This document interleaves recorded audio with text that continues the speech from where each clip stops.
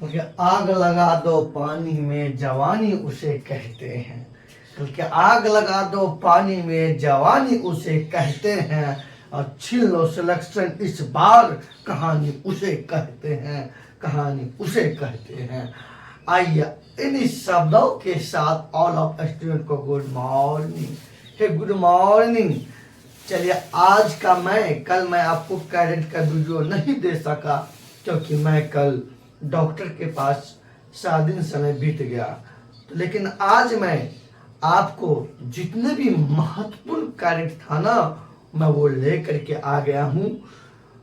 चाहे ये दुर्गा पूजा हो, किसी दिन भी आज के बाद आपको वीडियो बंद नहीं रहेगा। हर एक दिन आपको मतलब करंट की वीडियो और स्टैटिक दोनों वीडियो आपको मिलता रहेगा। और आप छुट्टी में अगर घर पे भी जाइएगा तो अपना वीडियो का मैटर जरूर तैयार कीजिएगा। ऐसा मत सोचिएगा कि क्लास बंद हो गए तो हम लोग को करंट और स्टैटिक के वीडियो नहीं आएंगे, ये मत सोचिए। आपको प्रत्येक दिन मिलेंगे और प्रतिदिन आप जहाँ हैं वही बैठ करके अपना वीडियो तैयार कीजिए, कॉपी तैयार कीजिए, रिवाइज कीजिए। क्योंकि अब समय नहीं है कि आप 1 घंटा भी समय इधर उधर बिता रहे हैं तो सोचिए आपका जिंदगी अंधकार में जा रहे हैं। इसीलिए करके कह रहे हैं कि अब पछताए तो हो तो क्या जब चिड़िया चुग गई लिखे। क्योंकि अभी चुनाव है, केंद्र में भी है, राज्य में भी है, और ढेर सारा वैकेंसी आ रहे हैं। और इस बार आपको संकल्प लेना है, किसी न किसी विभाग में आपको सेट हो जाना है, तभी तो आपका जिंदगी सफल होंगे। गांव घर में एक कहानी सुने होंगे कि जो है न भगवान मिल जाएगा आसानी से, लेकिन नौकरी आसानी से नहीं मिलता है। और जिसको नौकरी मिल जाता है समाज में उन्हीं का प्रशंसा होता है।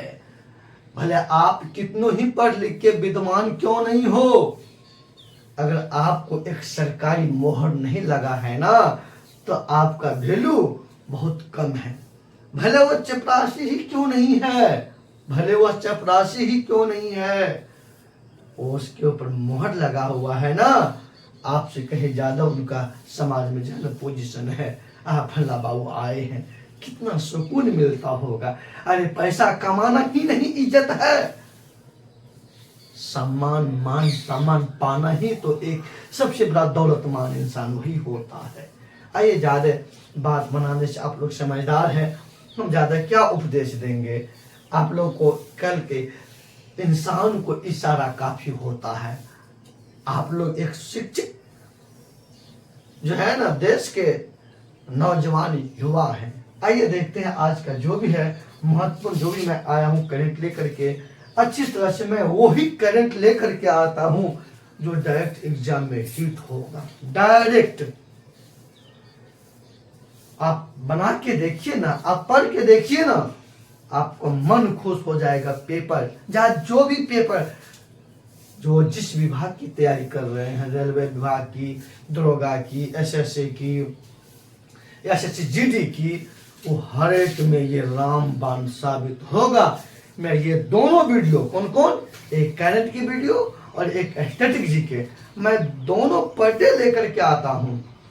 बस आप यही करते चलिए, यही आपके जिंदगी के लिए काफी है। आइए शुरू करते हैं। कहिएगा सर ज्यादा भाषण आप देने लगते हैं। नहीं, आप लोग को हम उत्साहित करने के लिए अंदर से जोश भरना मेरा काम है। एक अच्छे टीचर वही होते हैं जो अपने छात्र छात्राओं के भविष्य के बारे में चिंता करते हैं। आइए इन्हीं शब्दों के साथ आज की सेशन शुरू करते हैं। डस्ट लिक सैन्य अभ्यास। कौन? डस्ट लिक सैन्य अभ्यास। ये जो है भारत और उज्बेकिस्तान के बीच में होता है। समझ गए? भारत और उज्बेकिस्तान के बीच में डस्ट लिक सैन्य अभ्यास का आयोजन होता है। इस सैन्य अभ्यास में दोनों देश के थल सेना भाग लेती है। कौन? थल सेना भाग लेती है। अब आप लोग का एक होमवर्क है सर, आते आते होमवर्क ही दे देते हैं। आप इतनी चालाक सर बन गए। हाँ बच्चों, हम भी चल रहे और आप भी वीडियो के साथ चलिए, मजा आ जाएगा। जब दोनों आदमी की जब शक्ति एक हो जाएगा तो दुनिया का हर एक एग्जाम जो है ना गर्दा उड़ जाएगा। आइए, आप लोग को लिखना है कि उज्बेकिस्तान की राजधानी कहाँ है, ये आप लोग लिख लीजिएगा। आइए, अब भारत का राजधानी जानवे कहते हैं नई दिल्ली। और नई दिल्ली यमुना नदी के तट पर स्थित है। कौन सा नदी? यमुना नदी। आइए, भारत की राजधानी नई दिल्ली है, यमुना,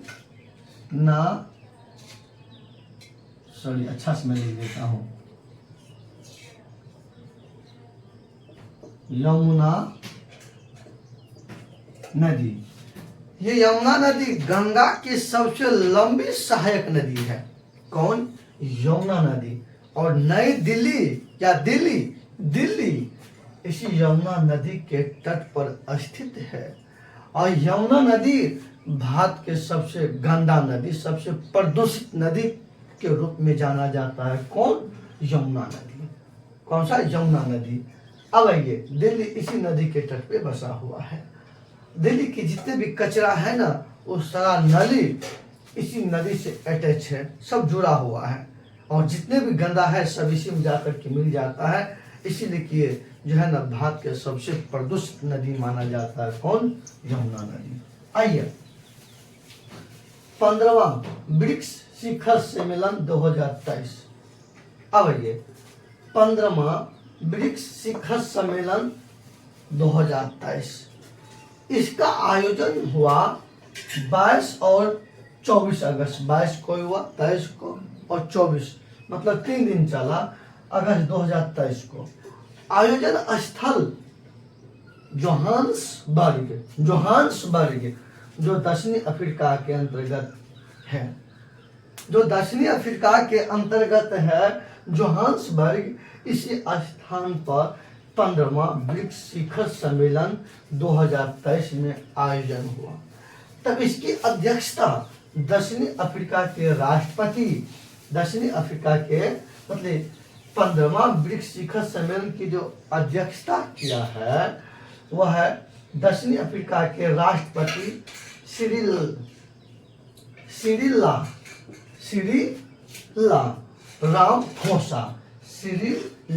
रामाफोसा। यही इसी की अध्यक्षता में 15वां ब्रिक्स शिखर सम्मेलन 2023 का आयोजन हुआ, जो दक्षिण अफ्रीका के राष्ट्रपति हैं और किस स्थान पे? जोहान्सबर्ग में। अब एक बात देखिए, संविधान संशोधन है। संविधान संशोधन दक्षिण अफ्रीका के संविधान से लिया गया। कहाँ से लिया गया? दक्षिण अफ्रीका के संविधान से लिया गया। मैं यहाँ थोड़ा सा लिख देता हूँ, आपको यही लिख देता हूँ। आप संविधान संशोधन, संविधान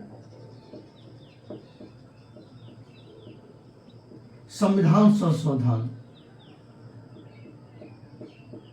भाग 20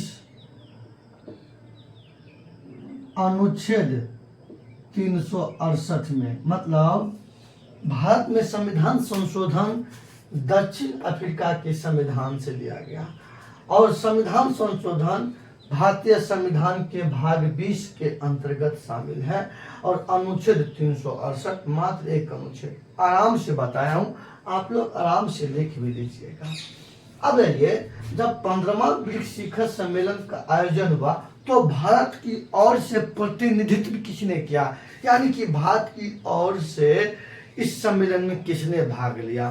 तो इसमें भाग लिया, आपको लिख लिए, भारत का प्रतिनिधित्व प्रधानमंत्री श्री नरेंद्र मोदी ने भाग लिए। खुद प्रधानमंत्री जी जाकर के इसमें भाग लिए, इसलिए और ये महत्वपूर्ण हो जाते हैं। चलिए अब आगे देखते हैं। सम्मेलन का विषय मतलब मुख्य किस पर ये फोकस था? जब 15वां ब्रिक्स शिखर सम्मेलन हुआ, इसका मुख्य फोकस क्या था, मुख्य विषय क्या था? तो इसका मुख्य विषय था पारस्परिक रूपों से त्वरित विकास। त्वरित मतलब तुरंत, शीघ्र ही, और सतत विकास और लगातार विकास होना चाहिए, और समावेशी बहुपक्षवाद के लिए साझेदारी। मतलब समावेशी मतलब सभी को एक साथ, कोई मुद्दा हो गया, कोई विवाद हो गया, सब एक साथ एकजुट हो करके उस समस्या का समाधान करना। तो ये आपको प्रश्न पूछेंगे 15वां ब्रिक्स शिखर सम्मेलन का मुख्य विषय क्या है, तो उसमें आपको हो सकता है आंसर में पारस्परिक रूपों से भी से त्वरित विकास जो होता है, जो विधि विधान से तुरंत उसका जो है ना उसका विकास होना, और सतत मतलब लगातार विकास होना, और समावेशी मतलब सभी जो भी देश शामिल है ना, सबों का जो है ना जो विवाद होता है उसमें साझेदारी होकर के उस समस्या को निपटा देना, ये इसका मुख्य विषय है। अब आइए आगे देखते हैं विश्व प्रेस स्वतंत्रता सूचकांक। हम बता दीजिए, चाहे रिपोर्ट पढ़िए या सूचकांक पढ़िए या इंडेक्स पढ़िए, उनमें सबसे पहला देखिए वो रिपोर्ट किसने तैयार किया, किसने जारी किया। तो ये रिपोर्ट मतलब जारी करता, जो तैयार किया वही जारी किया। यह रिपोर्टर्स विदाउट बॉर्डर्स, ये संस्था आपको है फ्रांस की। कहाँ की है ये? फ्रांस की है। कोई बात नहीं, अब देखिएगा अभी लाइट आ गई और मैं आपको अंधेरा में ही वीडियो बना रहे थे, पर क्या करें। तो आप देखिए रिपोर्टर्स विदाउट बॉर्डर्स, मतलब ये फ्रांस की है, फ्रांस में है। इसके द्वारा विश्व प्रेस स्वतंत्रता सूचकांक 2023 जारी किया गया। इसमें प्रथम स्थान नॉर्वे का रहा। किसका? नॉर्वे। तो आप लोग को यहाँ पे हम होमवर्क दे रहे हैं, नॉर्वे देश का राजधानी क्या है वह आप लोग खुद लिखिएगा। जब आप वीडियो देखिएगा उसी समय आपका दायित्व है, मैं जितने भी होमवर्क दे रहा हूँ ना वो आप काम कीजिए, क्योंकि कुछ काम खुद से ही करना पड़ेगा। आपको अगर नहीं फुर रहा है तो हम आपको फुरा रहे हैं, हम आपको दिखा रहे हैं, तो आप उस मार्ग पे चलिए, निस्संदेह आपकी विजय प्राप्त होना सुनिश्चित है। अब आइए, तो प्रथम स्थान नॉर्वे को और भारत का जो है ना 161वां स्थान प्राप्त हुआ। कैमा 161वां स्थान प्राप्त हुआ इसमें भारत को। आइए, विभाजन विभीषिका स्मृति दिवस 14 अगस्त को मनाया जाता है। अब आइए, कहते विभाजन विभीषिका स्मृति दिवस 14 अगस्त को ही क्यों मनाया जाता है? क्यों? क्योंकि जानते हैं 14 अगस्त 1947 मतलब 14 अगस्त 1947 ईस्वी को भारत को दो भागों में बांट दिया गया है। भारत को दो भागों में 14 अगस्त 1947 ईस्वी को भारत को दो बराबर भागों में, दो टुकड़ों में बांट दिया, क्योंकि भारत को पाकिस्तान भारत से पाकिस्तान को अलग कर दिया गया। इसी जब भारत को पाकिस्तान से अलग कर दिया गया, इसी याद में जो है ना अपना लोग जो है ना विभाजन मतलब बंटवारा विभीषिका स्मृति दिवस मनाया जाता है। अब ये भारत विभाजन का मुख्य आधार माउंटबेटन योजना बना है। भारत विभाजन का मुख्य आधार माउंटबेटन योजना बना। कौन बना? माउंटबेटन योजना बना। अब ये आप लोग इस साइड लिख लिए होंगे, इस साइड हमको आप लोग का जब हम आप लोग की समस्या समाधान करने में लगे हुए। अब इधर बताता हूँ तो इधर खड़ा हो जाता हूँ, अब इस साइड हो गया तब इधर आके खड़ा हो जाता हूँ, ताकि आप लोग का समस्या समाधान हो जाए।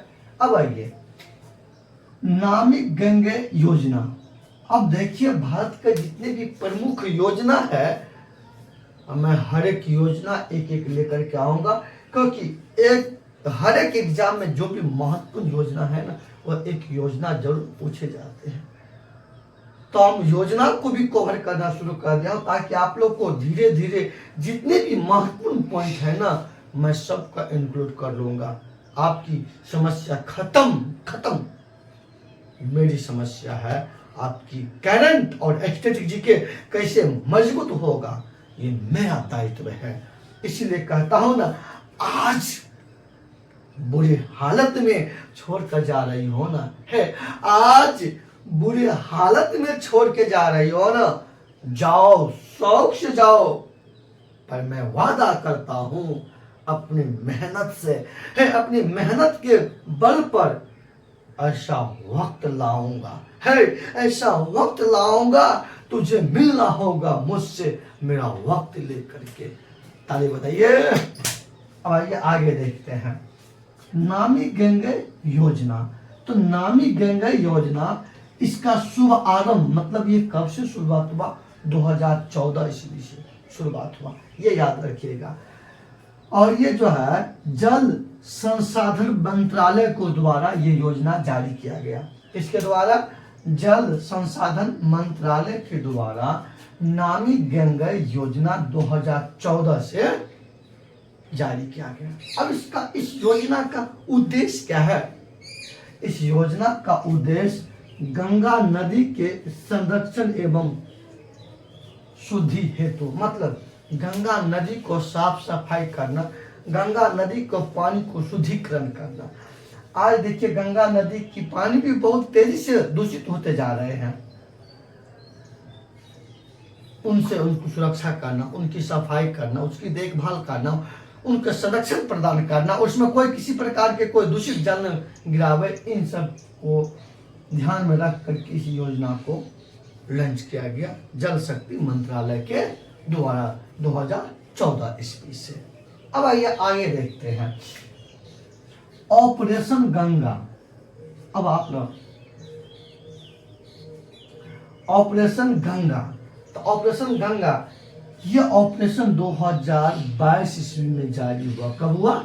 2022 ईस्वी में भारत सरकार के द्वारा ऑपरेशन गंगा की शुरुआत की गई थी। तो ऑपरेशन गंगा भारत सरकार के द्वारा 2022 ईस्वी में जारी की गई या शुरुआत की गई। अब देखिए क्या हुआ कि फरवरी 2022 ईस्वी में रूस और यूक्रेन के बीच में युद्ध हो गया। इस युद्ध का सबसे बड़ा कारण था, देखिए रूस यूक्रेन युद्ध का सबसे बड़ा कारण था यूक्रेन का नाटो में शामिल होना। कैसे में? नाटो में शामिल होना। नाटो, अब ये नाटो क्या है, मैं इस पे एक स्पेशल वीडियो लेकर के आने वाला हूँ जल्द ही, तब आप लोग समझ लीजिएगा नाटो क्या है। तो इस युद्ध का कारण एक ही था, यूक्रेन का नाटो में शामिल होना।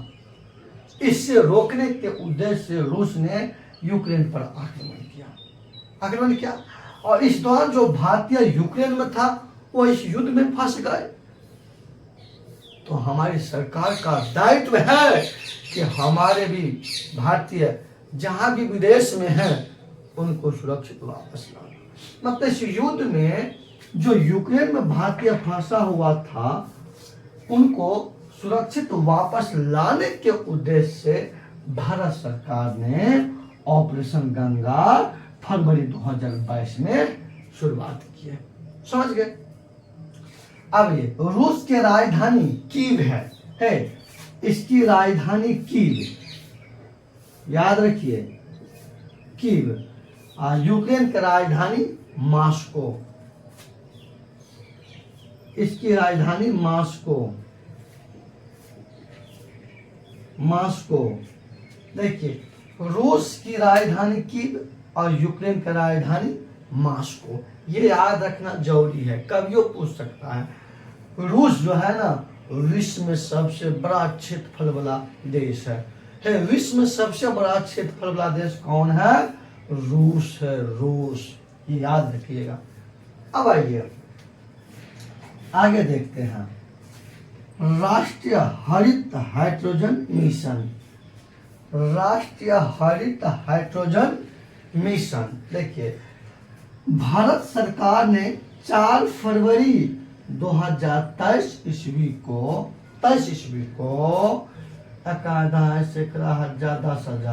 19,000 744 करोड़ रुपए की लागत से मंजूरी दी है, मतलब शुरुआत की है।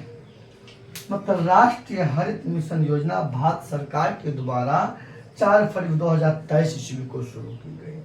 ठीक, अब है ये की गई कितना लागत से 19,744 करोड़ रुपए की लागत से राष्ट्रीय हरित मिशन योजना को भारत सरकार ने मंजूरी दी है।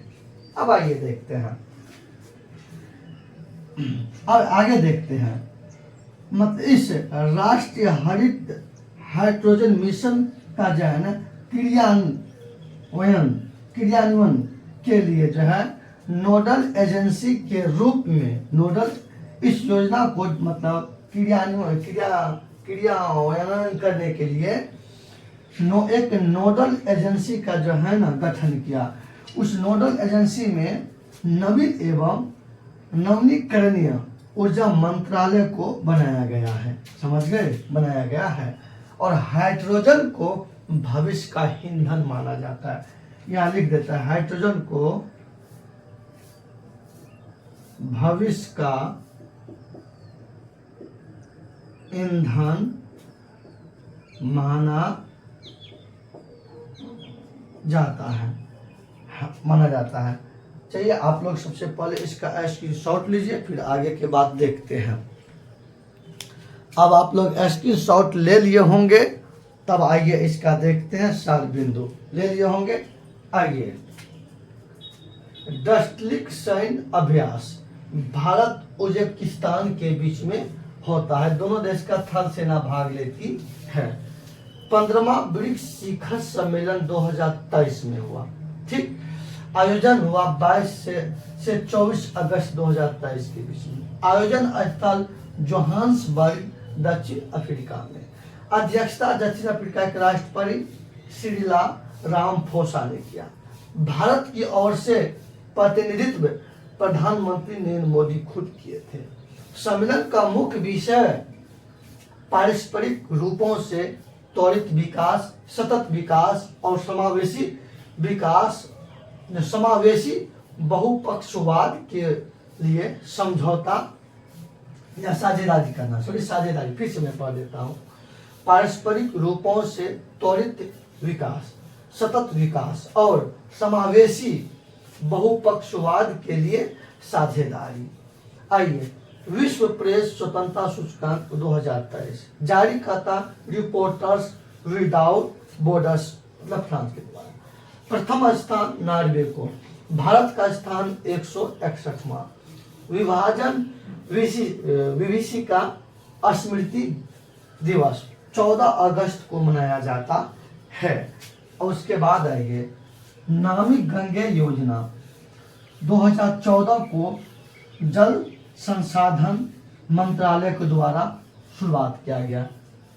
उद्देश्य गंगा नदी को संरक्षण एवं शुद्धिकरण करना। ऑपरेशन गंगा 2022 में शुरुआत भारत सरकार के द्वारा।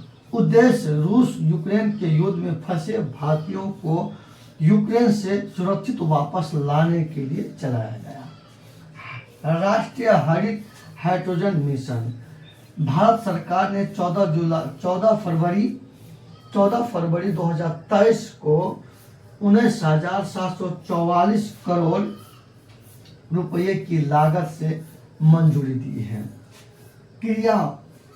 क्रियान्वयन के लिए नोडल एजेंसी के रूप में नवीन एवं नवीनीकरणीय ऊर्जा मंत्रालय को बनाया गया है। चलिए आप लोग जल्दी से लाइक कीजिए, अरे कमेंट कीजिए, सब्सक्राइब कीजिए, शेयर कीजिए, दोस्तों के ग्रुप में भी भेजिए, सब्सक्राइब जरूर कीजिए।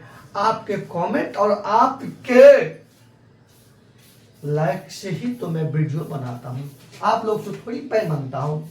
एक फ्री में लाइक का बटन दबा दीजिए, एक कमेंट कर दीजिए, तो मेरा मन तो उत्साहित हो जाएगा ना, मेरा मन तो खिलखिला जाएगा ना, और मैं सुंदर से वीडियो बनाऊंगा। और जितना मैं सुंदर और जितना अच्छा प्रश्न लेकर के आऊंगा उतना आपके लिए फायदा होगा। तो फायदा लेने के लिए तो कम से कम लाइक का बटन तो दबा दीजिए, है। लाइक का बटन दबा दीजिए। इतना भी आप नहीं कर सकते हैं। हम भोरे सवेरे जग करके आपके लिए इतना काम करते हैं, तो आपका दायित्व बनता है कि कमेंट भी करना। चलिए ज़्यादा मैं समय नहीं लूँगा आप लोग को, फिर मुझे क्लास भी है। जय हिंद, जय भारत।